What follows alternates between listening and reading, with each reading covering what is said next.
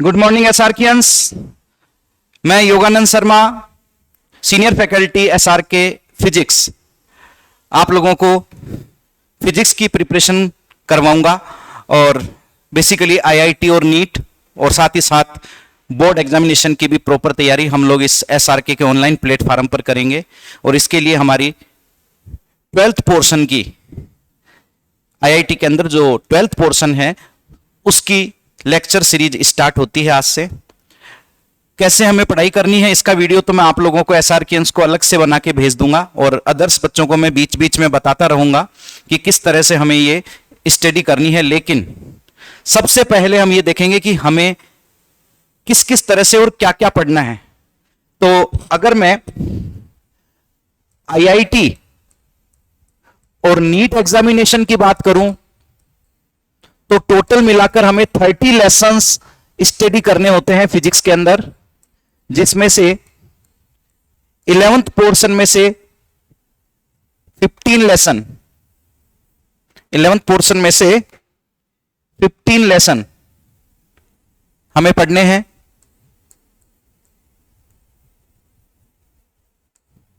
और इतने ही 15 लेसन ही हमें 12th पोर्शन में से पढ़ने हैं। आपको बता दूं कि हमारी एनसीईआरटी के हिसाब से 11th की बुक को 2 पार्ट्स में डिवाइड किया गया है। पार्ट फर्स्ट जिसके अंदर अपने को 8 लेसन मिलेंगे और पार्ट सेकंड जिसके अंदर हमको 7 लेसन मिलेंगे। तो इस तरह से पूरे 15 लेसन 11th पोर्शन में से और इतने ही लेसन 12th पोर्शन में से पढ़ने हैं। और 12th पोर्शन में भी 2 पार्ट्स में आपको बुक्स प्रोवाइड कराई गई है। पार्ट 1 में 8 लेसन और पार्ट 2 में 7 लेसन। तो कुल मिला के 4 बुक्स के अंदर अपना आईआईटी और नीट का सिलेबस कवर होता है, जिसमें 30 लेसन टोटल हैं। हम जो लेक्चर सीरीज स्टार्ट कर रहे हैं अभी 12th पोर्शन के लिए हम अपनी लेक्चर सीरीज स्टार्ट कर रहे हैं। ठीक है, 11th की लेक्चर सीरीज भी जल्द से जल्द स्टार्ट कर देंगे, दोनों एक साथ चलती रहेंगी। लेकिन हाल फिलहाल हम 12th की लेक्चर सीरीज स्टार्ट कर रहे हैं और बिल्कुल सीक्वेंस वाइज लेसन 1 से लेकर आखिर तक हम लोग सीक्वेंस वाइज ही टॉपिक्स को पढ़ेंगे। ठीक है, तो सबसे पहले हम 12th पोर्शन का पार्ट फर्स्ट की बुक का फर्स्ट लेसन स्टार्ट करने जा रहे हैं।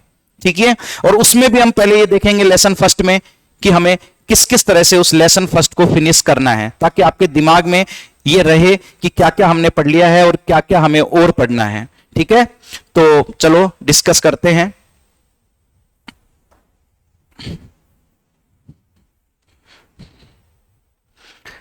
सबसे पहले लेसन 1 जिसका नाम है electric charge and electric field. आपकी बुक के अंदर इलेक्ट्रिक चार्ज एंड फील्ड केवल इतना लिखा हुआ है, फील्ड से मतलब इलेक्ट्रिक फील्ड ही है यहां पर। ठीक है ना, तो इलेक्ट्रिक चार्ज एंड फील्ड जो हमारा फर्स्ट लेसन है उसके अंदर हमें 2 बड़े पोर्शन जो कि लेसन के नाम से ही क्लियर हो रहे हैं, इलेक्ट्रिक चार्ज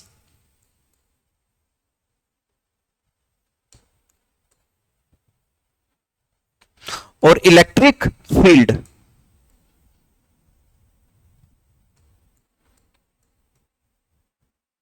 डिस्कस करने हैं। ठीक है, नेम के हिसाब से ही 2 बड़े बड़े पोर्शन हो गए। फर्स्ट पोर्शन जो है इलेक्ट्रिक चार्ज, उसमें हमें 2 बड़े पोर्शंस पढ़ने हैं। पहला तो इलेक्ट्रिक चार्ज ही है उसका नाम, और दूसरा है कूलॉम्स लॉ। बेटा ये साइंटिस्ट का नाम है, आप परिचित भी होंगे इस नाम से, बहुत बड़े साइंटिस्ट हैं कूलॉम। तो इलेक्ट्रिक चार्ज और कूलॉम्स लॉ ये 2 बड़े पोर्शंस हमारे इस लेसन में हैं। और कूलॉम्स लॉ से तो मैथमेटिकल पोर्शन स्टार्ट हो जाता है, जहां पर हम न्यूमेरिकल क्वेश्चन करना स्टार्ट कर देते हैं। जो बच्चे मुझे जानते हैं वो तो बहुत अच्छी तरह जानते हैं कि न्यूमेरिकल पोर्शन पर कितना फोकस रहता है मेरा, क्योंकि किसी भी कंपटीशन एग्जाम्स में न्यूमेरिकल का वेटेज बहुत ही ज्यादा रहता है। तो ये 2 पोर्शन हमें इस फर्स्ट पार्ट में पढ़ने हैं इलेक्ट्रिक चार्ज के अंदर। और ये जो सेकंड पार्ट है इलेक्ट्रिक फील्ड, ये थोड़ा बड़ा पार्ट है फर्स्ट से, और इसमें हमें चार पोर्शन, चार अलग अलग पार्ट इस पोर्शन के हैं, जिसमें सबसे पहला है हमारा electric field and electric field lines, electric field and electric field lines. दूसरा पोर्शन है, सॉरी समथिंग मिस्टेक,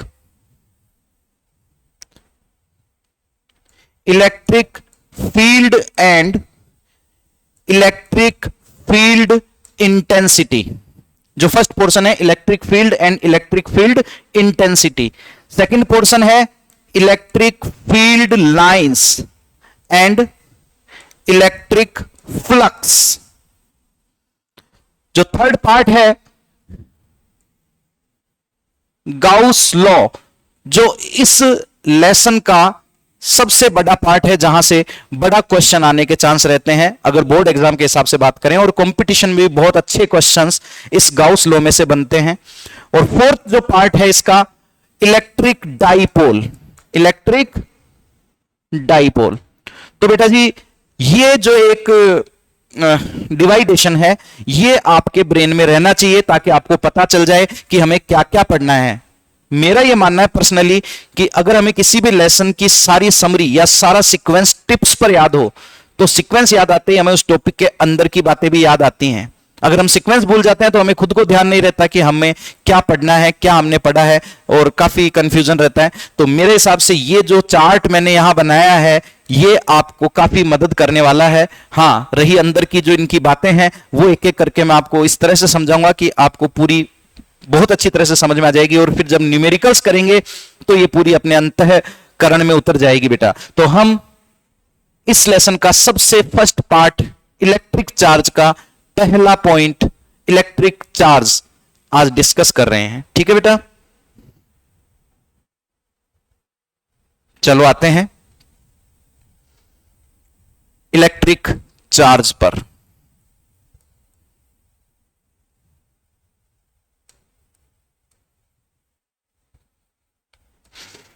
देखो बेटा, इलेक्ट्रिक चार्ज में जो जो पॉइंट्स हमें पढ़ने हैं उसमें सबसे पहला पॉइंट है डेफिनेशन, इलेक्ट्रिक चार्ज की डेफिनेशन। तो मैं आपको बता दूं बेटा कि एकदम करेक्ट डेफिनेशन तो आज तक कोई साइंटिस्ट इलेक्ट्रिक चार्ज की दे नहीं पाया। रीजन कि आज तक साइंटिस्ट ये जान नहीं पाए कि इलेक्ट्रिक चार्ज है क्या। बस वो उसकी प्रॉपर्टीज जानते हैं, कैसे वो डेवलप होता है चार्ज वो बता सकते हैं, लेकिन एक्चुअल में चार्ज है क्या अब तक साइंटिस्ट नहीं जान पाए। तो जितनी भी डेफिनेशन डिफरेंट डिफरेंट साइंटिस्ट द्वारा दी गई है चार्ज की, वो सभी डेफिनेशंस प्रॉपर्टी ऑफ चार्ज के हिसाब से दी गई है। ठीक है, तो सबसे पहली और सबसे सिंपल डेफिनेशन जो चार्ज की दी गई है वो ये दी गई है कि बॉडीज या ऑब्जेक्ट्स जिस प्रॉपर्टी के कारण एक दूसरे को अट्रैक्ट या रिपेल करते हैं वो प्रॉपर्टी चार्ज कहलाती है। जबकि आप सीधा सीधा देख पा रहे हैं कि ये इसकी प्रॉपर्टी है, डेफिनेशन नहीं, बट मजबूरी है डेफिनेशन प्रॉपर्टी के हिसाब से देना। क्यों? क्योंकि चार्ज के बारे में इससे ज्यादा हम जानते भी नहीं है। तो ध्यान रखना, डेफिनेशन जो चार्ज की सबसे फर्स्ट डेफिनेशन जो दी गई है, बॉडीज जिस प्रॉपर्टी के कारण एक दूसरे को अट्रैक्ट और रिपेल करती हैं उसे हम चार्ज कहते हैं। आप सभी जानते होंगे कि सेम नेचर के चार्जेस एक दूसरे को रिपेल करते हैं, यानी अगर दोनों प्लस हैं तो एक दूसरे को रिपेल करेंगे, अगर दोनों चार्जेस माइनस हैं तो भी वो एक दूसरे को रिपेल करेंगे, यानी सेम नेचर के होंगे तो रिपेल करेंगे। लेकिन अगर एक चार्ज पॉजिटिव है और एक चार्ज नेगेटिव है, यानी अपोजिट नेचर के चार्जेस हैं, तो वो एक दूसरे को अट्रैक्ट करेंगे। ठीक है ना? तो आप लोगों को यह ध्यान रखना है कि अगर नेचर सेम है चार्जेस की तो क्या करेंगे, एक दूसरे को रिपेल, और अगर चार्जेस की नेचर अपोजिट है तो ये एक दूसरे को क्या करेंगे, अट्रैक्ट। ठीक है ना? तो बिल्कुल सिंपल डेफिनेशन, जिस प्रॉपर्टी के कारण ऑब्जेक्ट्स एक दूसरे को रिपेल या अट्रैक्ट करते हैं उसे हम चार्ज कहते हैं। लेकिन इससे ज्यादा बेहतरीन, इससे ज्यादा अच्छी, इससे ज्यादा एक्यूरेट डेफिनेशन वो भी हालांकि है चार्ज की प्रॉपर्टी ही, लेकिन वो ज्यादा एक्यूरेट डेफिनेशन मानी जाती है जो मैं आपको बता रहा हूं। सेकंड डेफिनेशन, अगर आप बोर्ड एग्जाम्स में हैं तो ज्यादा इस डेफिनेशन को प्रेफर करना आप बजाय इसके, ठीक है। देखो बेटा, डेफिनेशन बताने से पहले आपको कुछ बताता हूं मैं आपको।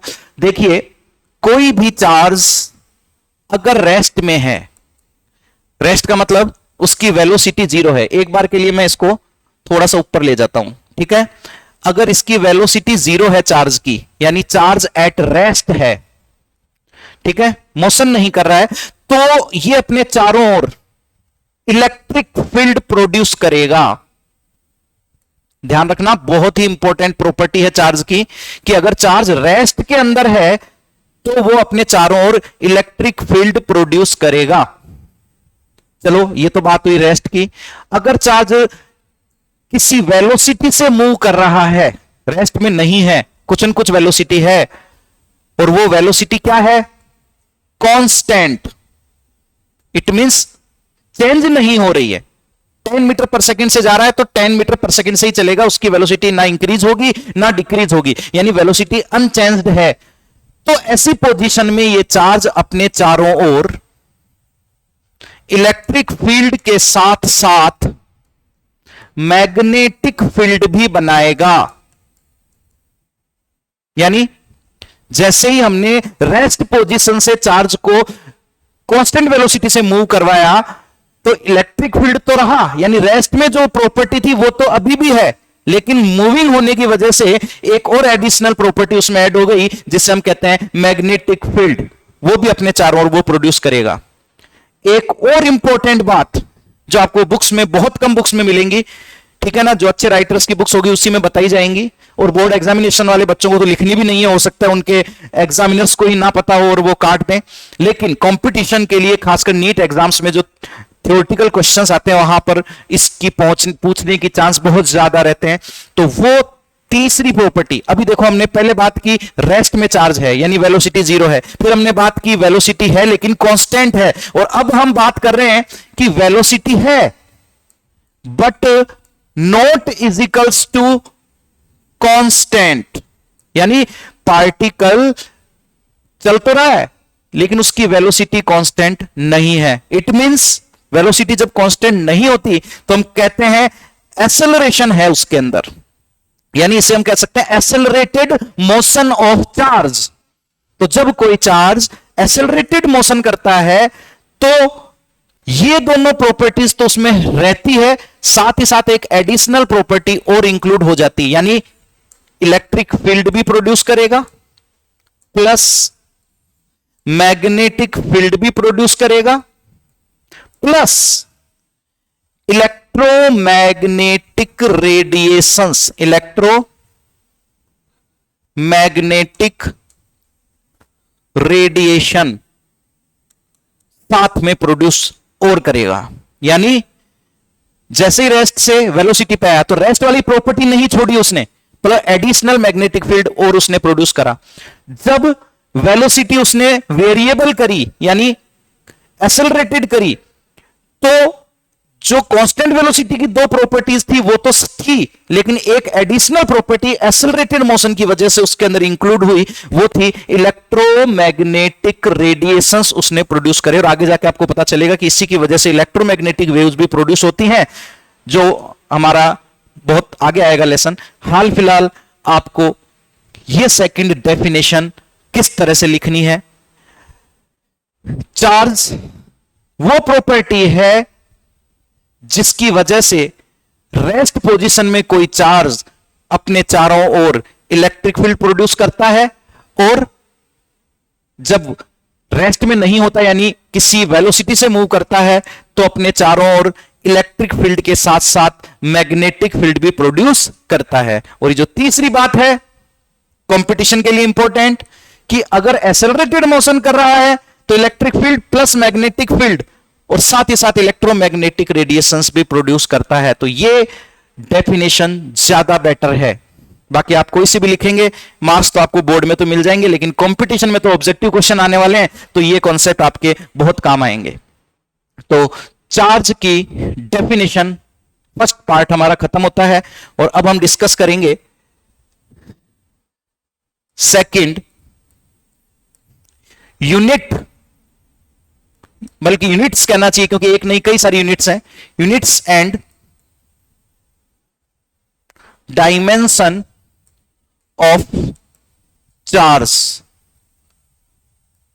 देखो बेटा, मैंने इसके साथ एस लगाया, इसके साथ नहीं लगाया, मींस यूनिट तो काफी सारी हो सकती हैं, लेकिन एक फिजिकल क्वांटिटी की डायमेंशन केवल एक हो सकती है, ठीक है ना। तो हम बात करते हैं पहले एक एक यूनिट्स की, उसके बाद इसकी डायमेंशन निकालेंगे, बल्कि साथ में डायमेंशन पहले भी निकालेंगे, कोई दिक्कत वाली बात नहीं है। आपको पता है जब हम यूनिट्स की बात करते हैं तो सबसे पहले हम लेना पसंद करते हैं एसआई यूनिट। सबसे पहले हम बात करेंगे एसआई यूनिट, और आपको पता होगा कि एसआई यूनिट एमकेएस यूनिट का ही रिवाइज्ड फॉर्म है। बस आपको पता है एमकेएस में 3 बेसिक क्वांटिटीज थी और एसआई यूनिट में 7 बेसिक क्वांटिटीज हो गई, 11th में आपने पढ़ा होगा। तो जहां तक हम एसआई क्वांटिटी की बात करेंगे तो देखो एसआई क्वांटिटी में आपके सबसे पहली है, एसआई क्वांटिटी तो वैसे तो एक ही होती है लेकिन उसके नाम डिफरेंट डिफरेंट टाइप से दिए गए हैं, तो मैं आपको बता दूं कभी भी डायमेंशन और यूनिट्स रटनी नहीं है। फार्मूला आपको पता है तो आप डायमेंशन और यूनिट निकाल सकते हैं। तो मैं आपको बताता हूं कि किस तरह से हम चार्ज की यूनिट निकालते हैं। अगर आपको पता हो तो I equals to Q by T, rate of change of charge flow, rate of change of charge flow is called electric current, ठीक है। Rate of change of charge is called electric current. यहीं से charge का formula बना लीजिए, T को उधर ले जाइए, मल्टीप्लाई में चला जाएगा, इधर भेजा टी को मल्टीप्लाई में चला गया, Q equals to IT formula आ गया। Q है यहां पर चार्ज जिसकी यूनिट हमें बतानी है, डायमेंशन हमें बतानी है। तो बेटा करंट तो खुद बेसिक क्वांटिटी मानी जाती है और इसकी यूनिट होती है एम्पियर, इनटू टाइम की यूनिट होती है सेकंड।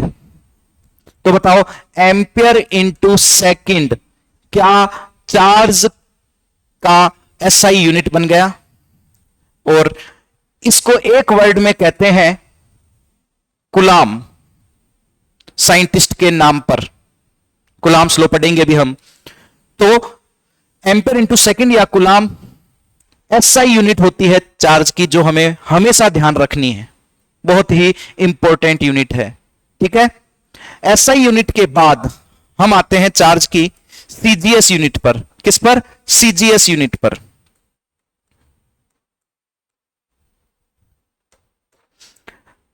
एक चीज पहले आपको यही बता दूं कि आप यहां से डायमेंशन फॉर्मूला भी निकाल सकते हैं इसी फार्मूले से। बताओ, आई मतलब यूनिट के हिसाब से एम्पियर, एम्पियर चूंकि बेसिक यूनिट है तो A1, A की पावर 1, ये डायमेंशन हो गई करंट की।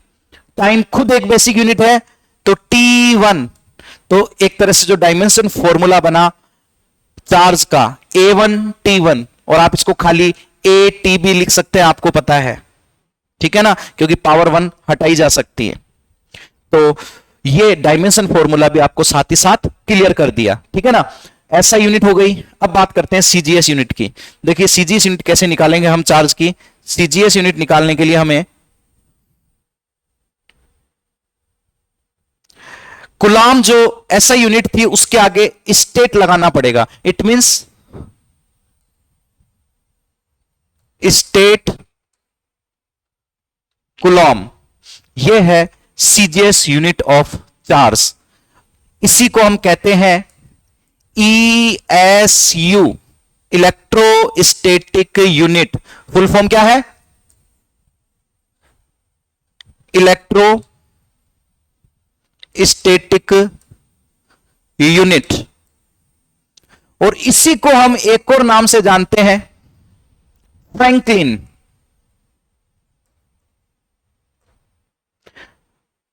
ध्यान रखना, ये जो सीजीएस यूनिट हम पढ़ रहे हैं ये है smallest unit of charge. Smallest unit of charge. अगर आपके क्वेश्चन आए कि स्मॉलेस्ट यूनिट ऑफ चार्ज है, स्टेट कूलम भी कह सकते हो, ईएसयू भी कह सकते हो, फ्रैंकलिन भी कह सकते हो, ये स्मॉलेस्ट यूनिट ऑफ चार्ज है। स्मॉलेस्ट के साथ ही मैं आपको बता देता हूं लार्जेस्ट यूनिट ऑफ चार्ज। क्या? Largest unit of charge.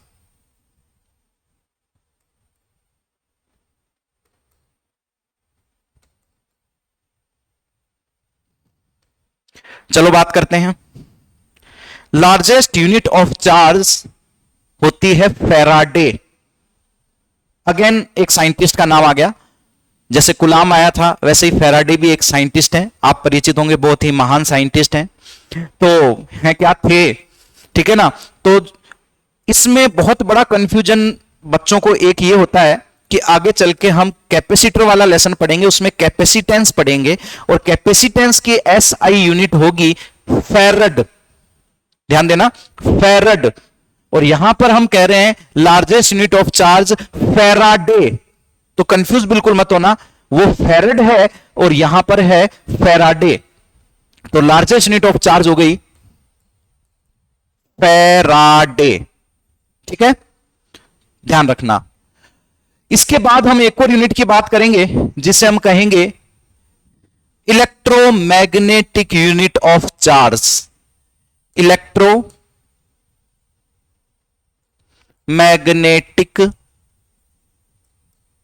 Unit of charge, EMU. किससे जानते हैं हम उसे? EMU. This is the electromagnetic unit of charge. यानी कि एक तरह से ई से मतलब इलेक्ट्रो, एम से मतलब मैग्नेटिक और यू से मतलब यूनिट। तो ये इलेक्ट्रोमैग्नेटिक यूनिट ईएमयू ही इसको कहते हैं, ठीक है। तो इसका कोई अलग से नाम नहीं है, ईएमयू मींस इलेक्ट्रोमैग्नेटिक यूनिट, ठीक है। तो हमने चार्ज की 4 बड़ी बड़ी यूनिट्स पढ़ ली, सभी बड़ी नहीं थी, उसमें स्मॉलेस्ट भी थी, लार्जेस्ट भी थी, इलेक्ट्रोमैग्नेटिक यूनिट भी हमने पढ़ी, सीजीएस और एसआई यूनिट भी हमने पढ़ी। अब हमें जो सबसे इंपॉर्टेंट चीज है कि कन्वर्जन ऑफ यूनिट्स, हमें इन यूनिट्स का कन्वर्जन करना आना चाहिए, यानी एक यूनिट से दूसरी यूनिट में कैसे बदलेंगे ये हमें आना चाहिए। तो एक बार के लिए मैं आपको यहां बता दूं,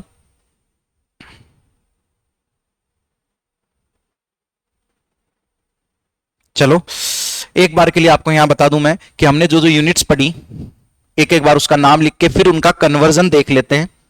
सबसे पहले हमने पढ़ी एसआई यूनिट, फिर हमने पढ़ी सीजीएस यूनिट, फिर हमने पढ़ी लार्जेस्ट यूनिट,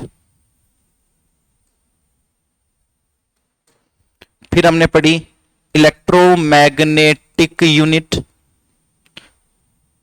और इसके बाद शायद हमने ये 4 ही पढ़ी हैं, बिल्कुल 4 ही यूनिट हमने यहां पर पढ़ी हैं। तो इसको फिक्स कर लेते हैं। कैसे होता है ये फिक्स? आई थिंक ऐसे होता है ये फिक्स। हाँ, तो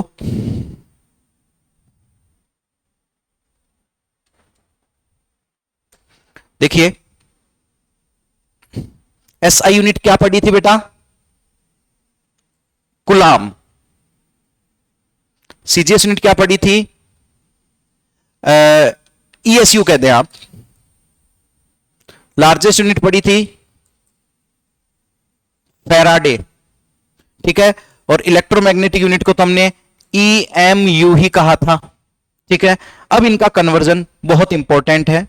सबसे पहले हमें बात करनी 1 एसआई यूनिट में। ध्यान रखना, इसको एसआई यूनिट को बहुत बार ये एमकेएस यूनिट भी लिख देगा, तो आप कंफ्यूज मत होना। एमकेएस और एसआई एक दूसरे के ही रूप हैं, ठीक है ना। माइनर सा डिफरेंस है जो आप 11th क्लास में पढ़ चुके होंगे, मैं उसकी डिटेल में जाना नहीं चाहूंगा।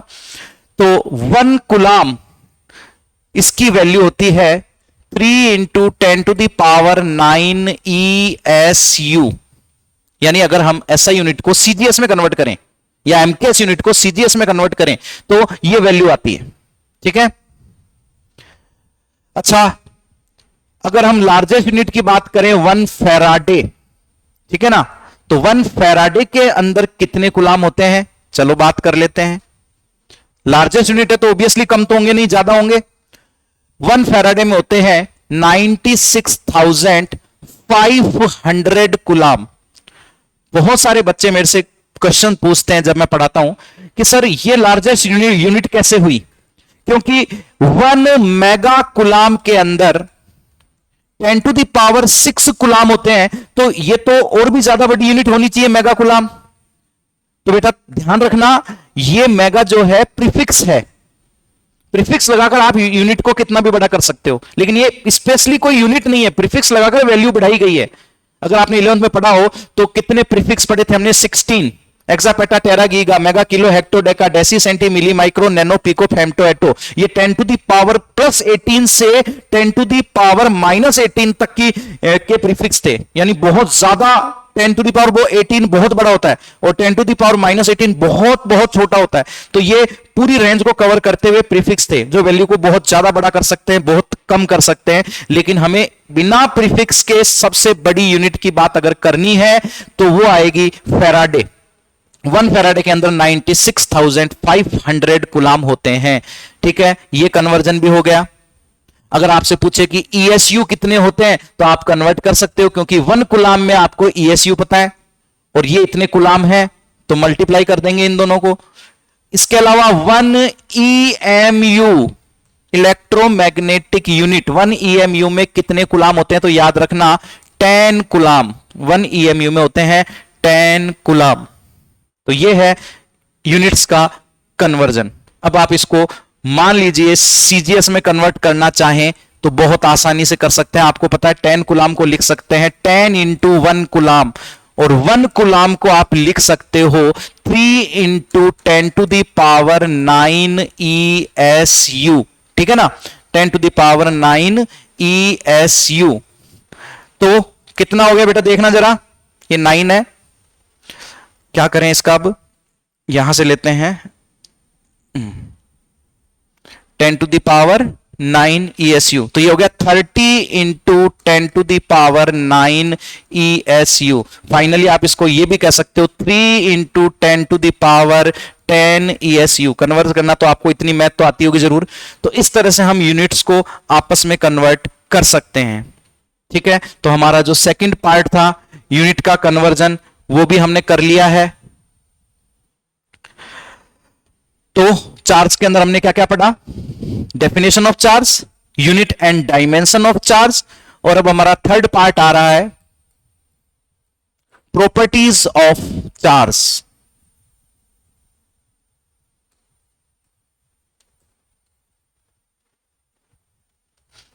बेटा प्रॉपर्टीज ऑफ चार्ज को हम 2 पार्ट्स में डिवाइड कर रहे हैं बेटा। 2 पार्ट्स में, कौन कौन से 2 पार्ट्स में, फर्स्ट पार्ट बेसिक प्रॉपर्टीज,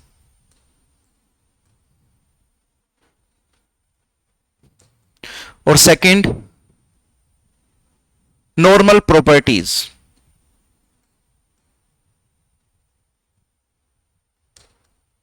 देखिए बेटा बेसिक से क्या मतलब है, अगर आप लोगों को पता हो तो नेचर के अंदर 4 टाइप्स के फंडामेंटल फोर्सेस पाए जाते हैं। इस बेसिक को आप फंडामेंटल प्रॉपर्टीज भी कह सकते हो।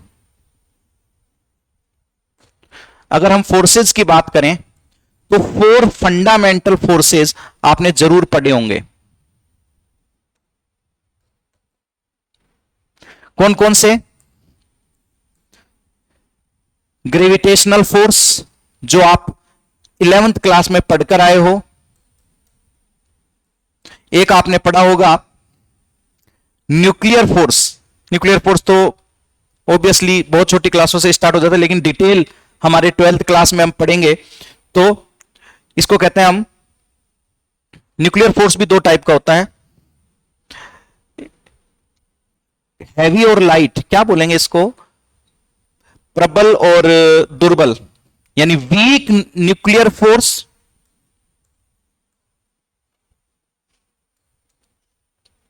और strong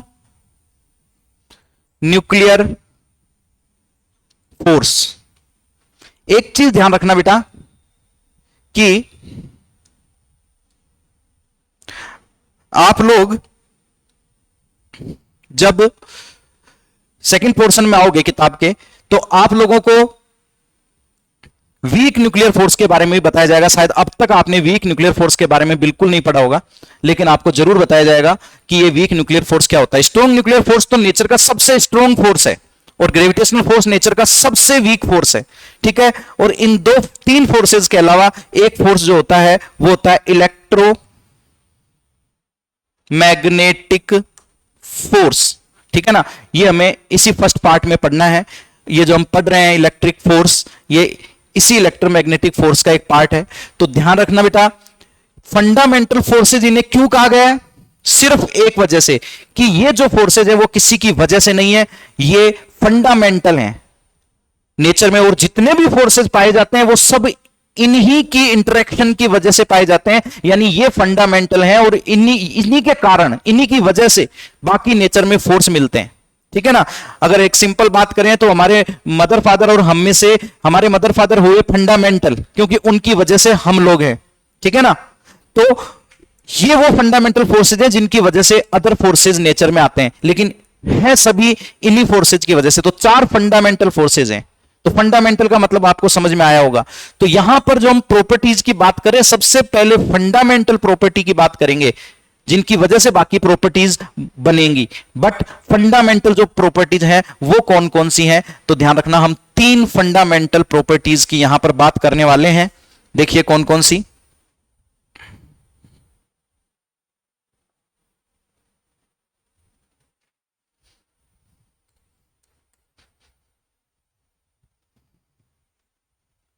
fundamental properties of charge. देखो, सबसे पहली फंडामेंटल प्रॉपर्टी है एडिटिविटी ऑफ चार्ज। क्या मतलब है एडिटिविटी ऑफ चार्ज से? बहुत ही सिंपल प्रॉपर्टी है बेटा। आपने एल्जेब्रिकल सम तो किया होगा, तो जिस तरह से एल्जेब्रा में आप नंबर्स को ऐड करते हैं, कैसे ऐड करते हैं, प्लस प्लस ऐड हो जाते हैं, माइनस माइनस ऐड हो जाते हैं, और फिर प्लस माइनस आपस में सब्सट्रैक्ट हो जाते हैं। तो जिस तरह से नंबर के साथ हम एडिशन सब्सट्रैक्शन करते हैं, बिल्कुल उसी तरह आप चार्जेस के साथ भी ये प्रोसेस कर सकते हो। यानी चार्जेस का एल्जेब्रिकल सम किया जा सकता है। इस प्रॉपर्टी को हम कहते हैं एडिटिविटी ऑफ चार्ज। देखिए कैसे, एक सिंपल सा एग्जांपल लीजिए। मान लीजिए ये कोई ऑब्जेक्ट है, ठीक है, इस पर जगह जगह पर काफी सारे चार्जेस रखे हुए हैं। मान लीजिए यहां पे +2 कूलाम चार्ज है, यहां पर -1 कूलाम चार्ज है, यहां पर +7 कूलाम चार्ज है, यहां पर -9 कूलाम चार्ज है, यहां पर प्लस का 9 कूलाम चार्ज है। आपसे पूछ लिया कि इस ऑब्जेक्ट पर टोटल चार्ज कितना है, तो बिल्कुल ही सोचने की जरूरत नहीं है। जैसे मैथमेटिकल एडिशन सब्सट्रैक्शन करते हैं, बिल्कुल चार्जेस को उसी तरह से ऐड और सब्सट्रैक्ट किया जा सकता है। तो अगर आप टोटल चार्ज निकालना चाहो तो प्लस प्लस को एक साथ ले लो। 9 और 7 16 +2 18, यानी प्लस का तो 18 कूलाम हो गया, और माइनस का 9 माइनस का 1 माइनस का 10 कूलाम हो गया। तो फाइनल जो स्कोर आया प्लस का 8 कूलाम चार्ज इस बॉडी पर हो गया। समझ में आ गई? तो जैसे एल्जेब्रिकल सम और किया जाता है, वैसे ही चार्जेस को भी ऐड किया जा सकता है। इसी प्रॉपर्टी को कहते हैं एडिटिविटी ऑफ चार्ज। ठीक है बेटा, तो यह है फंडामेंटल प्रॉपर्टी नंबर 1। ठीक है, और बात करें चार्ज की फंडामेंटल प्रॉपर्टी की, तो सेकंड फंडामेंटल प्रॉपर्टी है चार्ज की, चार्ज इज कंजर्व्ड, या इसको कह सकते हैं कंजर्वेशन ऑफ चार्ज। बेटा कंजर्वेशन से तो आप बहुत ही अच्छी तरह से परिचित हैं।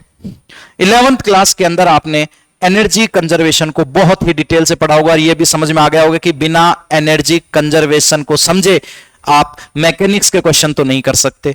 तो एनर्जी कंजर्वेशन की तरह ही चार्ज भी एक कंजर्व्ड क्वांटिटी है, यानी जैसे एनर्जी को आप प्रोड्यूस या डिस्ट्रॉय नहीं कर सकते थे, सिर्फ एक फॉर्म से दूसरी फॉर्म में कन्वर्ट कर सकते थे, ठीक वैसे ही चार्ज को भी आप ना तो प्रोड्यूस कर सकते हो ना ही उसको डिस्ट्रॉय कर सकते हो। क्या कर सकते हो फिर? बस एक बॉडी से दूसरी बॉडी पर ट्रांसफर कर सकते हो, लेकिन इस ट्रांसफर के बाद पूरे सिस्टम का, ध्यान देना मेरी बात पे, पर्टिकुलर बॉडी का नहीं कह रहा हूं मैं, होल सिस्टम का टोटल चार्ज कंजर्व रहता है। जितने भी कंजर्वेशन लॉ हैं होल सिस्टम पर अप्लाई होते हैं, पर्टिकुलर बॉडी पर नहीं, ठीक है ना। चाहे वो एनर्जी कंजर्वेशन हो, चाहे वो चार्ज कंजर्वेशन हो, चाहे मोमेंटम कंजर्वेशन हो, लेकिन होते पूरे सिस्टम पर हैं। मैं समझाता हूं किस तरह से। सपोज ये कोई ऑब्जेक्ट है ए, ठीक है, ये कोई ऑब्जेक्ट है बी। इनिशियली दोनों अनचार्ज्ड हैं, यानी इस पर भी जीरो चार्ज है, इस पर भी जीरो चार्ज है। तो बताओ ये दोनों मिलकर एक सिस्टम बना रहे हैं, क्योंकि हम दोनों पर वर्क करने वाले हैं, तो ये दोनों अब अलग नहीं है, ये एक सिस्टम का पार्ट है। तो होल सिस्टम की बात करें, यहां पर है ये सिस्टम जो इन दोनों के एडिशन से आया है, ठीक है ना। बताओ ये भी अनचार्ज, ये भी अनचार्ज, दोनों पर जीरो जीरो चार्ज है, जीरो जीरो ऐड होकर भी क्या आएगा? जीरो, यानी कि सिस्टम का टोटल चार्ज भी जीरो है। अब सपोज किसी प्रोसेस के जरिए आप इन दोनों को फ्रिक्शन करवाते हैं, ठीक है। फ्रिक्शन करवाएंगे तो क्या होगा? हीट प्रोड्यूस होगी। हीट प्रोड्यूस होगी तो क्या होगा? किसी भी एक बॉडी के इलेक्ट्रॉन्स जल्दी एक्साइट होंगे, क्योंकि दो अलग अलग बॉडीज हैं तो एक्साइटेशन एनर्जी अलग अलग होती है। तो किसी भी एक बॉडी के इलेक्ट्रॉन्स जल्दी से एक्साइट होंगे और एक्साइट होकर क्या करेंगे? एक्साइट होकर दूसरी बॉडी में एंटर कर जाएंगे, ठीक है साहब। ये गया, मान लीजिए 5 इलेक्ट्रॉन्स, कितने? 5 इलेक्ट्रॉन्स क्या हुए? ए से निकले, बी में एंटर हो गए। तो मुझे एक बात बताओ, जिस बॉडी से इलेक्ट्रॉन निकलते हैं उस बॉडी पर कौन सा चार्ज आता है? Obviously plus. क्यों आता है ये मैं आपको डिटेल से बताऊंगा, क्योंकि हमारे थोड़ी या कल के लेक्चर में ही आ जाएगा शायद कि चार्ज कंजर्वेशन को डिटेल से पढ़ेंगे, तो वहां पे मैं ये भी बताऊंगा कि क्यों प्लस चार्ज आता है, क्यों इस पर माइनस चार्ज आता है। हाल फिलहाल के लिए समझ लो कि जिस बॉडी से इलेक्ट्रॉन निकलते हैं उस पर प्लस चार्ज आ जाता है, तो इस पर चार्ज आ गया +5e, ठीक है। ये 5 इलेक्ट्रॉन हवा में तो रह नहीं सकते, तो ये इलेक्ट्रॉन्स जो भी पास में इसको बॉडी मिलेगी उसके अंदर एंटर करेंगे। तो बी के अंदर ये 5 इलेक्ट्रॉन एंटर कर गए, तो बी पर चार्ज आ गया -5e। ओके, जरा मुझे बताना कि अलग से अगर मैं बॉडी ए की बात करूं तो क्या इसका चार्ज कंजर्व है? देख लेते हैं। बताओ फ्रिक्शन से पहले ए बॉडी पर कितना चार्ज था? 0। आफ्टर फ्रिक्शन ए बॉडी पर कितना चार्ज है? +5e। बताओ अगर ये कंजर्व होता ए बॉडी का चार्ज तो ये दोनों वैल्यूज कैसी आती? इक्वल आती, लेकिन आपको दिख रहा है 0 और +5e इक्वल नहीं है। इट मींस अलग से बॉडी ए का चार्ज कंजर्व नहीं है। अलग से बी की बात कर लेते हैं। बताइए बी पर फ्रिक्शन से पहले कितना चार्ज था? 0। अच्छा, फ्रिक्शन के बाद कितना चार्ज आ गया? -5e। अभी भी ये दोनों इक्वल नहीं है, यानी कि अलग से बॉडी बी का चार्ज भी कंजर्व नहीं है। लेकिन मैंने पहले ही आपको कह दिया था कि ये चार्ज कंजर्वेशन लो पर्टिकुलर बॉडी पर न लगकर होल सिस्टम पर लगते हैं, ठीक है ना। तो होल सिस्टम के चार्ज को अगर देखें तो वो डेफिनेटली कंजर्व है। कैसे? मुझे बताना। फ्रिक्शन से पहले इस बॉडी का चार्ज 0, इसका भी 0 और टोटल सिस्टम का चार्ज भी 0। अब बात कर लेते हैं आफ्टर फ्रिक्शन। आफ्टर फ्रिक्शन इसका चार्ज है +5e, इसका चार्ज है -5e। दोनों को ऐड करने पर पूरे सिस्टम का चार्ज निकल जाएगा, और इन दोनों को ऐड करके आप क्या देखते हो कि इन दोनों का एडिशन भी क्या आता है? 0 आता है। क्या आता है इन दोनों का एडिशन? जीरो आता है। तो इट मींस बिफोर फ्रिक्शन भी सिस्टम का चार्ज जीरो, आफ्टर फ्रिक्शन भी सिस्टम का चार्ज जीरो। इसका मतलब सिस्टम का टोटल चार्ज कंजर्व सेम, ठीक है ना।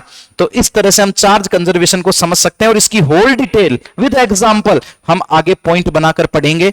हमारा एक पॉइंट ये भी रहेगा चार्ज के अंदर, conservation of charge. This is the second fundamental property of charge. और मैंने कहा था 3 है, तो third fundamental property of charge क्या है, चलो डिस्कस कर लेते हैं।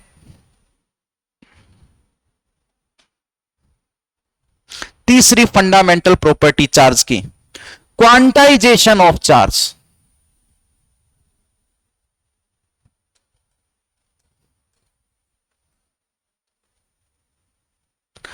यह हो सकता है आपके लिए कोई नई बात हो, छोटी क्लासों में आपने ना पढ़ी हो। अच्छी बात यह है कि जैसे हम चार्ज कंजर्वेशन को अलग से पॉइंट बनाकर पढ़ने वाले हैं, वैसे ही क्वांटाइजेशन ऑफ चार्ज को भी हम अलग से पॉइंट बनाकर पढ़ने वाले हैं, ठीक है ना। तो इसलिए आपको बिल्कुल ही दिक्कत वाली बात नहीं है, पूरी डिटेल से क्वांटाइजेशन समझाया जाएगा। लेकिन हाल फिलहाल आपको शॉर्ट में बता रहा हूं कि क्वांटाइजेशन ऑफ चार्ज आखिर है क्या।